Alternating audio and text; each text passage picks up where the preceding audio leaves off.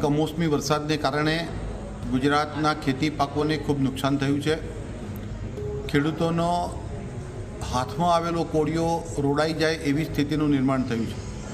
ચાલુ સાલે પાકની પરિસ્થિતિ પણ સારી હતી, ખૂબ સારો મોલ ઉતરવાનો હતો, પણ ગત 22 તારીખથી સતત જે રીતે વરસાદ ચાલુ છે અને હજુ વરસાદની આગાહી પણ છે, એવા સંજોગોમાં રાજ્ય સરકારનું ફોકસ આ પરિસ્થિતિનું આકલન કરવાનું અને તંત્રને કામે લગાડી અને ખૂબ ઝડપથી એ સર્વે થાય એ દિશામાં છે। સામાન્ય રીતે દિવાળી પછી ટેકાના ભાવે ખરીદી શરૂ કરવાનું આયોજન હોય છે। રાજ્ય સરકારે એ માટે પણ પૂરતું આયોજન કરેલું હતું, પરંતુ દિવાળી પછી તરત જ વરસાદ શરૂ થતાં એ તારીખે ખરીદી થઈ શકે એવી સ્થિતિ નથી। આપ સૌ જાણો છો એ પ્રમાણે રાજ્ય સરકારે ખરીદેલી મગફળી નાફેડને 6 થી 8 મહિના સુધી સ્ટોર કરવી